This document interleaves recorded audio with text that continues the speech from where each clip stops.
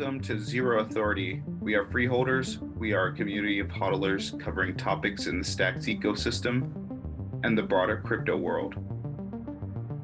This is our Built on Stacks, Secured by Bitcoin series where we talk to the builders who are dedicated to creating the next generation of permissionless, open source, and decentralized applications on Bitcoin.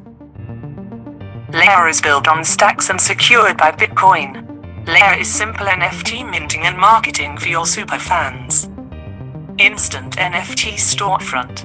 Your very own landing page to sell your NFT in style. Accept regular credit card payments and crypto. Zero gas fees mint on Bitcoin. No gas fees thanks to the power of Stacks blockchain, allowing Layer to build smart contracts on Bitcoin. Analytics and royalty management. Add collaborators and receive payments every time your NFT is sold and resold. Royalty payments are automatic and backed by Stacks blockchain technology. Hello, everyone. I have Alla, Marina, and Gary here, and we're going to talk about Layer and what they're building in the community. Thanks for joining today, guys. Thank you. Thank you so much for having us. We're super excited. Yep. Hey, everybody. So Layer is a platform for any creative to come on board and start their NFT businesses and scale their NFT business. So we have created a super easy user experience where you just come in, you drop in a file, you right click and mint, and you create your own storefront with a simple USD checkout. So we are speaking to creatives, individual creatives and brands and anyone who's interested in sort of using NFTs as part of their marketing strategy, part of their branding, and using NFTs as a new communication channel. We've been working on this project on an NFT side for about 6 months, but really started Layer end of 2019. So I am Alla Koretsky, I'm the CEO for the company. We have Marina Ramashko here, she's our CEO, and Gary Rieger, he's our CTO. That's where we are in short. So I'm Marina Ramashko. I'm one of the co-founders and CEO, and I will start telling our story, and Gary will continue. I think it's like Gary and I used to work together. I used to be his business coach. Then he got very successful, and he left me. But we stayed friends, and we actually always had this idea to have a business together. So I'm originally from Belarus, and I have this obsession about Belarusian socks because they're super cool. And so in 2019, I came back from Minsk, and I got the socks. I got a lot of compliments, and somehow in our conversation with Gary, I mentioned the socks, and he's like, well, we should do e-commerce. And I have this amazing cousin who I always wanted to work together. And she has a lot of, experience in fashion, marketing, branding, you name it. So he calls Alla literally on that call, tell her about this idea. Alla like, okay, let's meet. So we meet next day in Brooklyn because Alla back then used to be in Brooklyn, and we all meet, 3 of us, for lunch. And Gary kind of said, well, if we're doing this, we should do it on a blockchain. So Alla and I, we have zero knowledge about blockchain, but we're like, okay, let's do it on a blockchain. And pretty much the rest is a history. I think we've done a couple of different things. And Gary, you want to talk a little bit about technology side maybe of this project and how we got here? Yeah, sure. We're definitely not selling socks from Belarus. Exactly. And so me and Marina have like a history of working together before, and she was just a great business coach, and always gave me perspective, which you need, and I need. When I say you, I really am just like talking to myself. But when she called, I said, I think we should meet. And in my story basically is like so I had like a software company, and in 2016, like my own client, we were in a conference room. I forgot like why or what we were talking about, but he said, have you heard of Bitcoin? And then, I was like, no. And then like, he said something about Satoshi Nakamoto. And so then I was like really confused. And, I wasn't sure like if he was kidding or if this was like a legitimate thing. So I, just on the way home, I was working in the city at the time in New York City. I kind of started Googling and I kind of fell in the rabbit hole ever since. So this happened in 2016. And so like by 2019, I was itching to find ways to work on the blockchain, but we had already done some work on the blockchain. Actually, it was just that I wanted to explore other ways of kind of working with blockchain. So we ended up with this really cool concept that we pivoted on, but you never know. We basically kind of created like the first NFT. We used Blockstack, and we created a series, like a sock collection, if you will. And Alla with her connections to like brand merchandising and products and everything. So we had an artist that we commissioned that designed an original sock, and that we were going to sort of like randomize each mint. So it was really kind of, we didn't call it a mint, we just called it like a generate your sock kind of thing. And we were using Blockstack for that, Guy, and we built a very ugly sort of dashboard, to do this. And maybe Alla, you can kind of continue where we went from there, but things just kind of moved very quickly because 2019, then you had COVID, and we were sort of trying to find, I guess, product market fit, if you will, or just to try to understand like if what we were building made sense. And we ended up doing this thing called the Scale Challenge. So, Alla, maybe you want to talk about that. Gary, I've known all his life. He's my younger cousin. Always sort of, looked at him to see what projects he's working on. He was building apps when, apps were just sort of coming out, and I was always sort of very fascinated on what his next project will be. Always wanted to work with him. So when I got the call, I jumped on the opportunity. So when he introduced me to blockchain, I was like, okay, give me a few days. Let me research this. Just like Gary fell down the rabbit hole, came out 48 hours later. And I said, yes, this is incredible. My background comes in fashion and product manufacturing and sourcing and working with brands and seeing the entire product lifecycle from beginning to an end. And I saw how this technology is going to revolutionize the entire sort of transparency aspect and being able to now tell like authentic stories about the products that you're producing. And for the consumer side, you can finally trust information that's coming out from the brands, right? Trust the code, not the people. So for me, that was super interesting, and we kind of jumped into this opportunity. So with this concept of socks on blocks, we got picked up by the Scale Challenge, which is run by the Walton family, and they were looking for innovative companies that were like sort of changing supply chain, sort of bringing technology into this new space. So, we pitched, we went through the Accelerator, we pitched, we won this Accelerator with 20 other teams. We're supposed to fly to Northwest Arkansas to raise money, to raise our first round. As you know, April of 2020 wasn't a great year for travel. So, through sort of because of what happened, we realized, we'll continue to work on the project and talking to brands.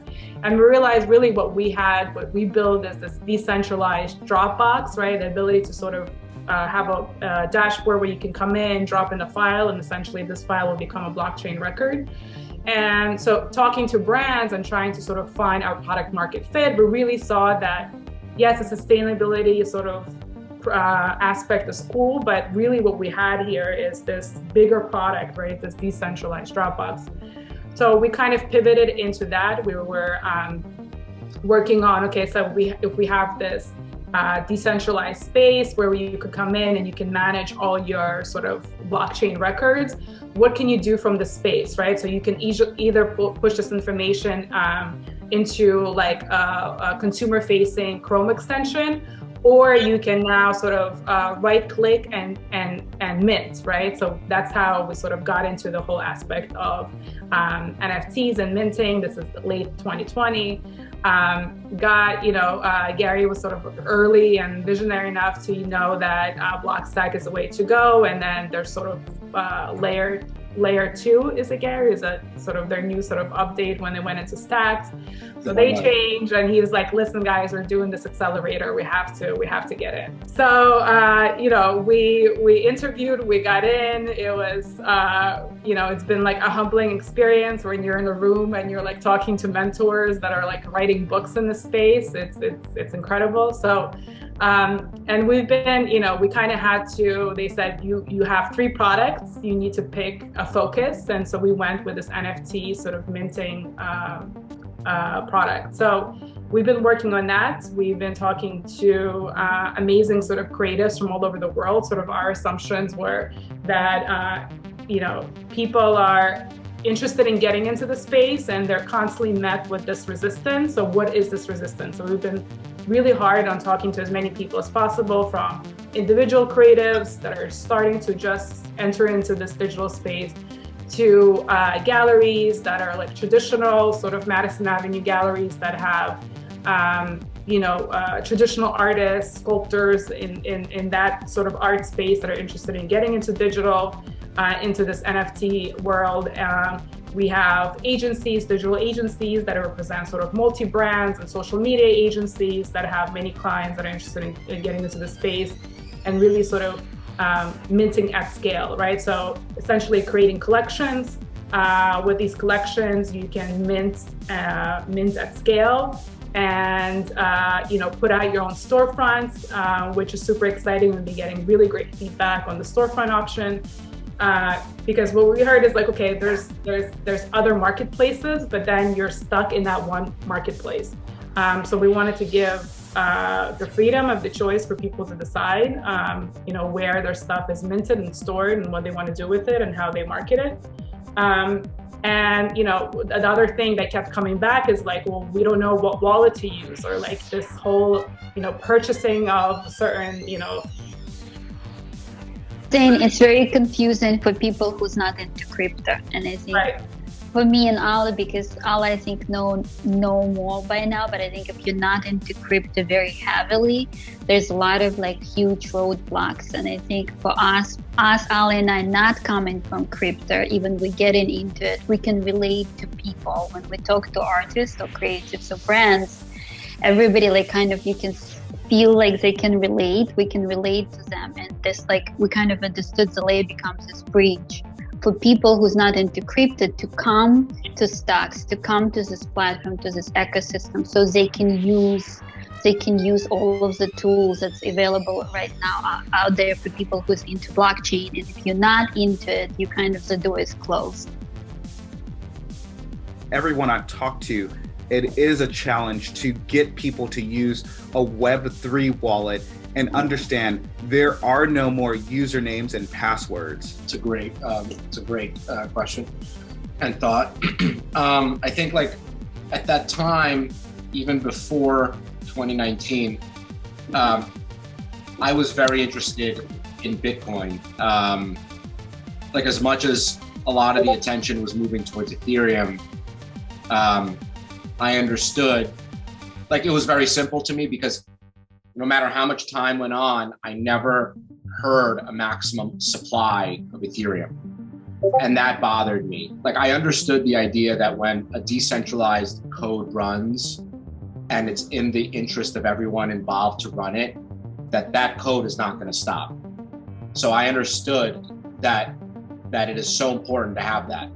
But then when I saw like Bitcoin and Ethereum, like I always, from like an investment standpoint, I basically used to do like a 60-40, but then it became like a 70-30, and then an 80-20, because I just, all like the hard questions, I could not get an answer for with Ethereum. So having said that, my thing was always like building, what I would Google is how do I build apps on Bitcoin? Like that's an example of something I would Google. Or smart contracts on Bitcoin. And just from Googling that, I think like Blockstack did a great job. I am personally passionate about user experience. I'm personally like passionate about design and onboarding, on-ramping users and stuff, because I did it for clients. So when I saw like the simplicity of their brand, it just totally like got me excited. And then I started, so I actually like remember seeing them in like the first or second page of Google. And I just started to read, and this was before version 2. So we simply used them for authentication. And then we found Gaia, which we thought was like such an easy way for us to like start storing things without, you know, really needing much else. So that's kind of how it all started. And then the complexities came later when we realized that, okay, if we really want to get the everyday person in, and we want to have both, you know, stacks and USD, that's where things were going to get complicated. Can you tell us more about the instant NFT storefronts? What does right click to mint mean? The question was, how do we like not change user behavior and then get people into NFTs? And really, it's because, you know, again, we didn't just wake up and say NFTs, but we were dealing with documents on a storage system that, you know, I basically told my designer who works for my software company, I said, hey, like design something that looks like Dropbox for me, or that looks like Google Drive as a high concept, because that's what everyone's used to. So he obviously did his own rendition of it, but the elements are all the same. And then, so it really first was like, okay, we've got this ecosystem, we've got this like storage system with a right-click superpower. What is that superpower actually going to be? So we didn't really think they were going to be like NFTs in the sense of like art today. We thought maybe they were going to be licensing. Like so we like the way we started was ingredient reports from baby shampoo companies, for example.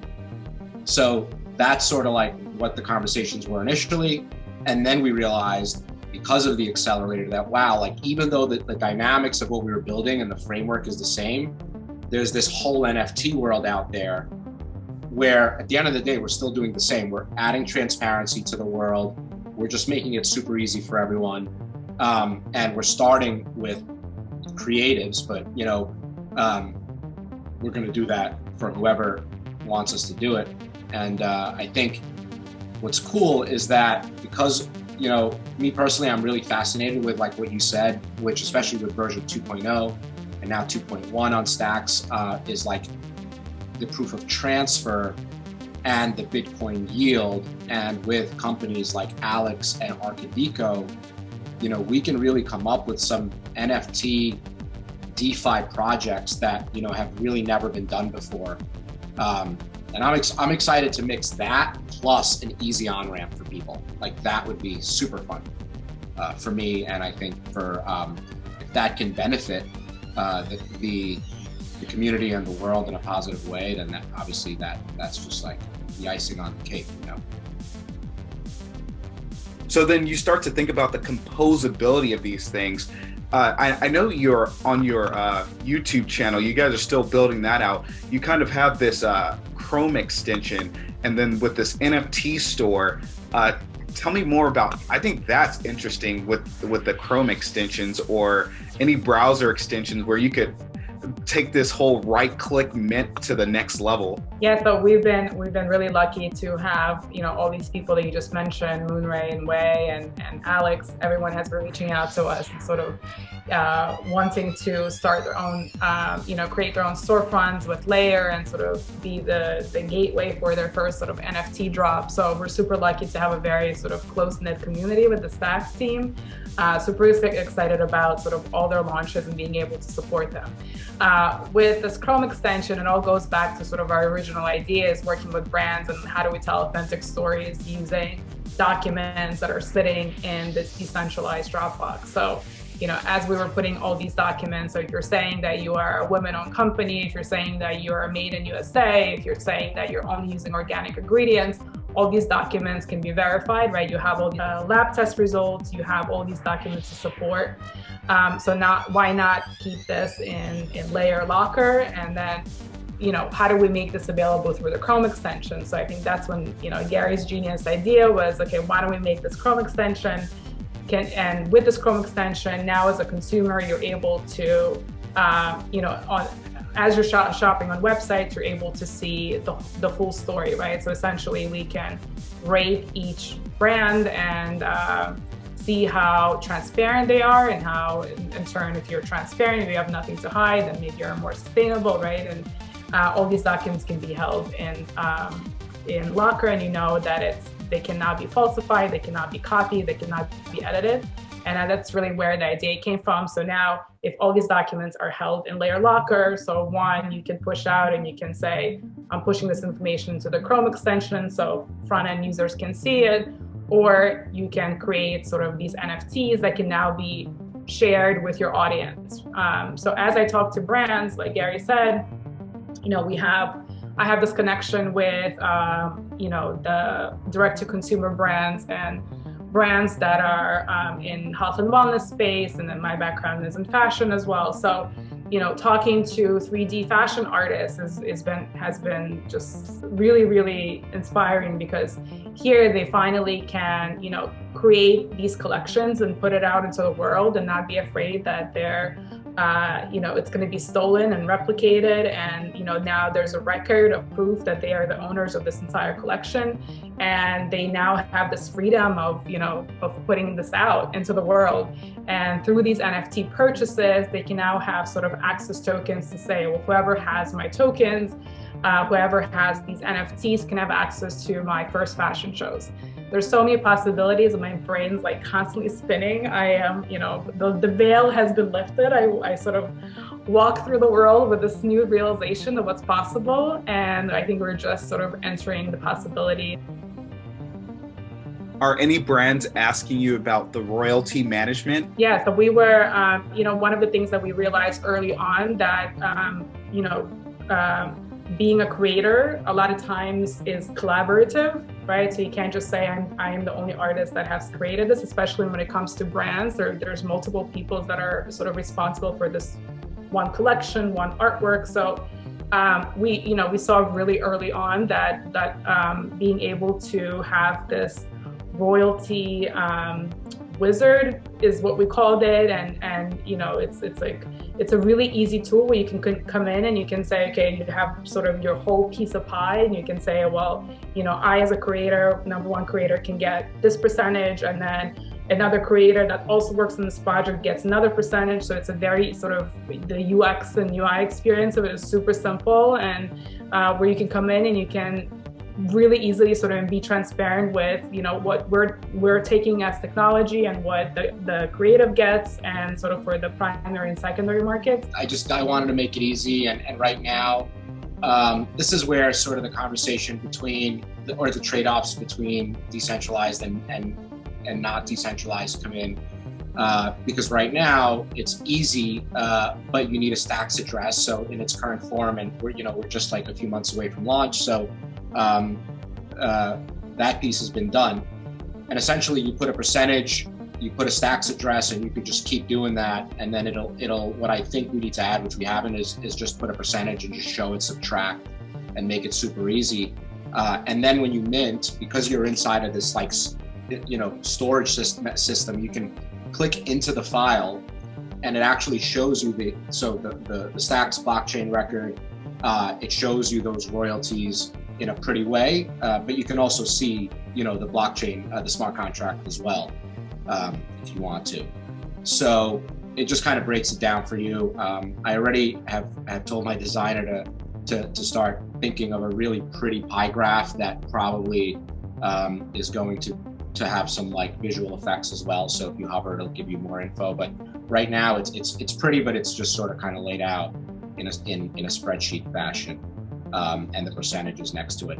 So when I talk about the trade-offs, though, is, we're now talking about, what if I just want to put an email address there, and not only a Stacks address? And so my opinion is, I think that's cool, because we want to get as many people on this, but always show reasons why you want to get off fiat over time. So that's a little bit of a subliminal push that I think people are going to notice in Layer. One of the things that we added yesterday was a screen that before you pay with a credit card, when you bid, tells you that there's a 30% chargeback rate right now in the industry. And as a company, you know, we're getting hit because of that, but also to make things safer, you know, we want to get away from that. So if you're going to pay by credit card, understand and certify that you stand behind this credit card payment. And then somewhere in there it says, you know, this is the reason why we hope more and more people start moving towards, you know, decentralization. And I think we'll do a lot of organic education, not like in basic, like not to tell like, oh, this is what you should do, but whoever's going to be open, we will have some educational, easy materials. So people who came to for USD transaction, I think will inspire them like through this education, like, because I don't think I don't think there's an easy access to understanding crypto, or like why do you need to have wallet.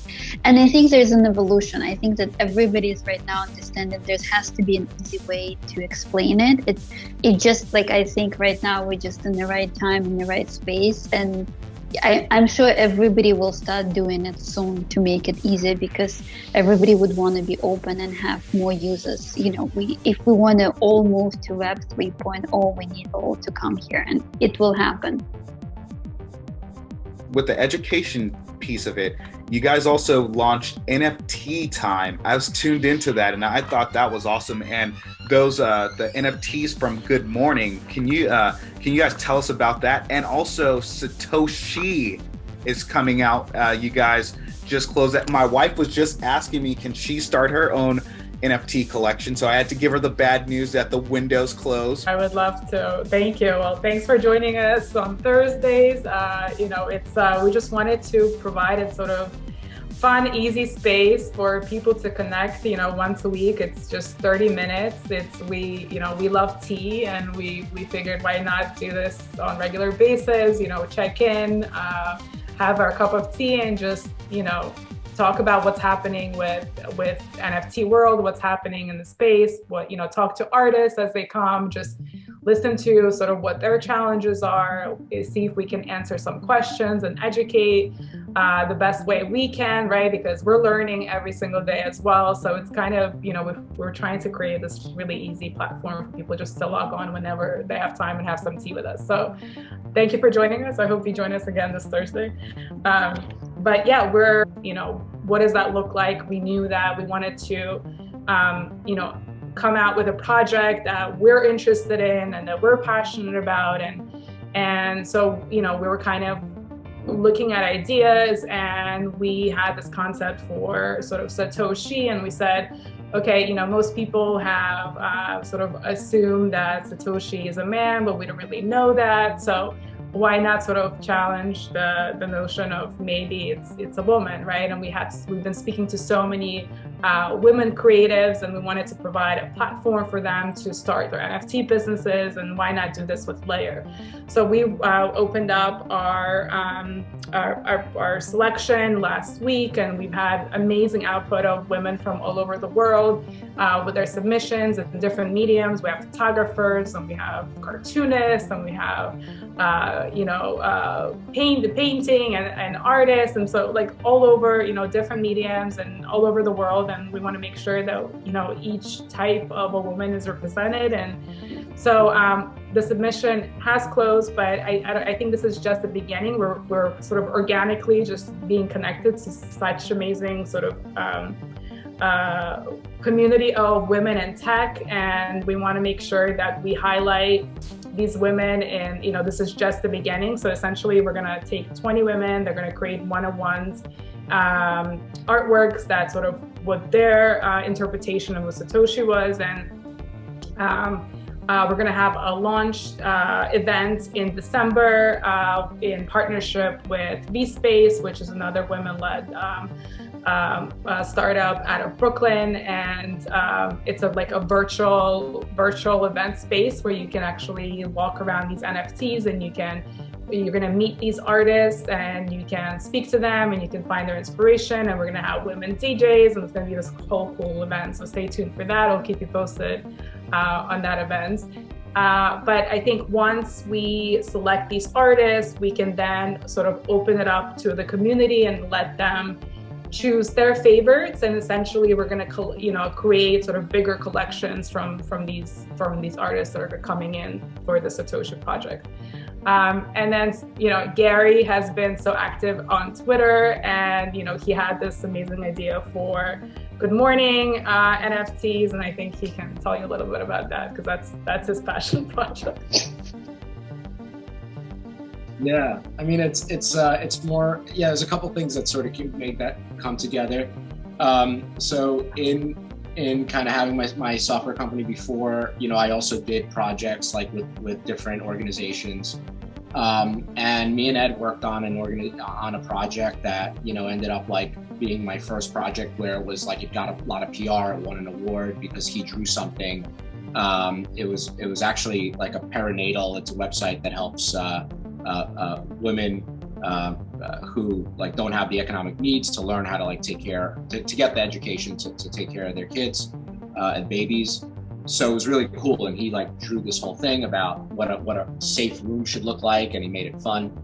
So it was amazing working with him, and he also has a much deeper bio. If you really like read in, he's he is on the board of, I think, like the designers, graphic designers guild or something in New York. So he's like super dialed in, 40 years of designing books and covers and all types of things for companies all over the world. And I messaged him, and I just said, hey, look, there's this thing, I want to do something positive. Like, I just feel like for me, if I'm going to put out some energy, it should be something that is positive. And I just like this weird crypto good morning movement. I don't really know who started it, but I think it's great because there's nothing negative about saying good morning. And I hope like it doesn't turn into kind of a really cringe meme, but I personally think it's like cool because, what I find is weird, especially in New York, and maybe now in other parts of the country, is like people actually don't even say good morning to each other. Like, we're friendlier on the internet than we are in real life. So so what I do is, like, I started running in April, and when I run, I think about stuff. And, one of the things I do is, like, when I pass someone, I try to say good morning. And I notice there's a minority of like the same people, and then there's like all these other people that are just like, get away from me, So anyway, I just wanted to be like, why not wake up, good morning NFT, a positive message, something that if we go in the future of like adding in DeFi, like something that maybe can be rewarding, not only like in a positive way, but actually in a financial way. And I texted Ed, literally just shared like just brain dumped with him. And he's like, I love the idea, I'm gonna start drawing now. And that was like a couple of months ago. So our plan is probably to release a small batch, and then literally like what I wanna do is do one every 24 hours. I tuned into the whole thing, and the way you were kind of just throwing around some ideas about the drop, I thought that's gonna be cool. If they do this, where it's like that 24-hour drop, or there's some type of experience tied to a drop, or if you said good morning to someone and that person was also on Twitter, they confirmed that the good morning was said, that would be just awesome to do it in real life and marry it with a digital version of that. That's an amazing idea. Yeah. Oh, I'm just recapping what I heard. No, but I think connecting to, I think what we can do, if somebody gets NFT, they should get good morning from somebody else. So they get good morning NFT, but they have to get good morning in the real life. That's an impact. Yeah. Yeah. Or even if, like, let's say you dropped some QR codes at a coffee shop, a local coffee shop that needs some foot traffic, and you partner with them, and it's part of your Good Morning campaign NFTs. I think that would be awesome too. Yeah, so I'm excited. We have a little time, Satoshi is like, that's the train that's coming right now. And then after that, we're gonna do the Good Morning. So it sounds like you guys are going to have a drop in the metaverse. Did I hear that correctly? So VSpace, yeah, if you want to consider it a metaverse, right? Okay. Yeah. So what we're going to have is we'll have a URL so you can experience sort of layer the right as a user.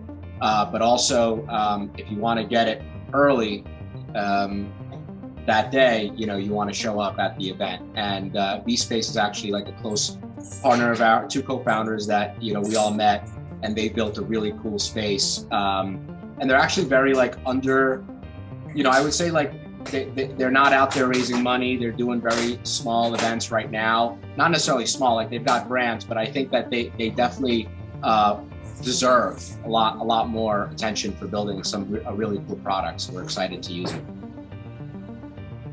When I was looking at the slides from Alex Go, on their launch pad, it said that you guys are going to put your tokens out there. We will. Yeah, it's coming. 2022. We need to. Alex, Gente, which you spoke to, she's amazing. She's been sort of my cheerleader. We kind of support each other as women. Is Diane Way has been amazing. So we've kind of, she reached out to us and she's like, hey guys, I'm speaking to other cohorts. I want to make sure that you want to take this opportunity. And so we're going to be speaking with them in the next few weeks and sort of going through, what the design, the token design looks like, and she's going to help us sort of with that process. But we don't want to release too much information on the timing, but it's coming, 2022. But we're going to start planning and all the white paper stuff. I think over the next few months, we'll be starting that process. Gary, you put out a tweet about metadata for NFTs. Is that something that other people can use as well? Obviously, it's on GitHub, so I thought that was really cool because we do need more structure. Yeah, well, that specific tweet was actually in response to a combo that was already started, and I think Dan, I'm going to give a shout out to Dan from Blue Mall. He's doing a great job of trying to corral us together. And if we didn't have these tight deadlines and timelines, that really we want this out there because we want people using our platform. I'd be more on top of it, but essentially, yeah, we started to take a look at what he's proposing, which is, essentially an offshoot of OpenSea and some other additions. And then we had already started working on something very similar. So the good thing is it looks like we're all kind of, we're all within a few pages of each other. In terms of how we want things structured, and everybody wants this to be scalable. We have to think about, the number of functions in a smart contract, because my understanding is that every function increases the fee. And then we have to talk about what happens once there's more transactions that happen. So in terms of the bandwidth of the system, and then the price of the fees. There's a lot that goes into it. So, but we'll only know over time. And so my only hope is that Stacks stays open to adapting to the market, because if we want to, let's say, we're on a mission to have free NFTs or free minting, we're going to have to figure out how to keep that. And one of the ways is maybe just leveraging the rewards. I've thought about that. I've thought about actually leveraging the NFT rewards to pay for the system itself, for the users, things like that. But that, there's nothing official, just things that are sort of thinking about. Tell me about your experience in the Stacks Accelerator. Trevor's awesome. The other founders and core contributors are so awesome. This community feels different, and it feels like we're all in this together. I hope that, I know it's going to change over time, but I hope the ethos stays the same. I think for us, it was life-changing. I think, I've seen all three of us growing as co-founders, as human beings, as leaders. And then on top of it, we've seen other 25 companies and other co-founders going through this transformation. And I don't think I've ever seen anything like that. And it's a sense of, being proud for all of us. And I think the leaders, everybody who is behind, Trevor, Alex, Grace, Victoria, Kyle, Andrea, I think we got so much support on so many levels. It just, and motivation. I don't think we ever could imagine that it was a sum of transformation. I think it's just we got into it. We never could imagine how much experience we get, people we will meet. As Alla was saying, we had mentors and coaches who were like New York bestsellers, authors, and they were always available to us. Anyway, I think we would recommend to everyone, and we also hope to become also like supporting whoever's going to come after us and help them to grow as well, as much as support we got. Yeah, I mean, I agree with everything Marina said about just like how life-changing it was, and it gives you the understanding that there's like different systems that exist, in the sense that like it's like the thing with Harvard is like as long as you get in, your name, you'll have the name, and then you can be in a different kind of hang out with people in society that maybe are different. I feel like a little bit of that, not that we didn't deserve it, but it just shows you that not all accelerators are the same, and if you just kind of show you got to keep going. I mean, at the end of the day, like I never expected really to be a part of anything like Stacks. And I just like, now that I'm in, I'm so thankful. But also I hope there are other programs that are just as impactful, or we got to figure out how to make that happen. Because it just seems like, 9 out of 10 of these accelerators don't add as much value. And that's kind of sad, So yeah, they've done an amazing job. They're supporting us. And actually the fact that they're like so dialed in, maybe we got lucky, or maybe it's just like, a lot of the advisors are into NFTs themselves. They're collectors and buyers. And so, we do have more than enough ideas and opinions. Like that's the only thing that, we don't need more of, but I'm just kidding. But generally, they're all in, they're in the game. So they know everything that's going on, which is helpful. Just to give you an idea, I didn't speak to a person for a few weeks and few months, I spoke to him before the Accelerator and sort of, talked to him about the company. And when I had a conversation with him a few weeks ago, and he was like, I can just see you're just a completely like different person. You're so tuned into the project. You understand the project so much better. You can explain it. The fact that we were pitching in front of mentors and pitching in front of investors, and it kind of trains you, and then to a certain point where you're like, that fear kind of just washes away, right? So we had a call with an investor the other day, and I kind of jumped on, and I didn't even think about like that nervous feeling didn't even settle in. And that's when I realized that I'm a different person now than I was 3 months ago, because they had us jump through so many so many hoops, and like every day was like challenging, and it was scary, and then you knew at the end of it you're gonna come out with so much more knowledge and information, and you knew that like in that 1 week, whatever you were able to accomplish in a week, I would say that other companies, it would take them months and sometimes years to accomplish. So it's truly an accelerator, and it's done amazing things for our company. And in the beginning, as soon as we got into this accelerator, I remember one of the first things that Trevor mentioned is like, we're not here as competitors. Like, don't be afraid to share your feelings and to share what's happening with your company. And we're here as like, we're building on this island together. And that resonated with me, right? And that always like stayed with me, that we're here together. And right away you had this feeling of like, you can relate, and you're going through the same struggles. And we had our graduation day, last week, and we kind of, went through down the time sort of capsule, and like, Alex started reading, our answers to the initial application, and we kind of laughed about all the things that happened.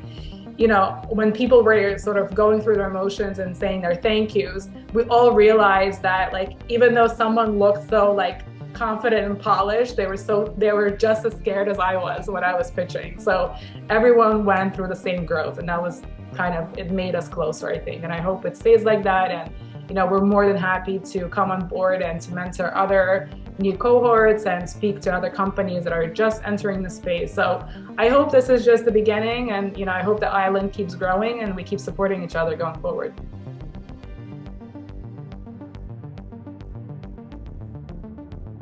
Thanks for watching our short series, built on Stacks, secured by Bitcoin. Thanks to Freehold and Trevor and the Stacks Accelerator. Zero Authority is a community of people who believe in open source and permissionless systems. Remember why you started.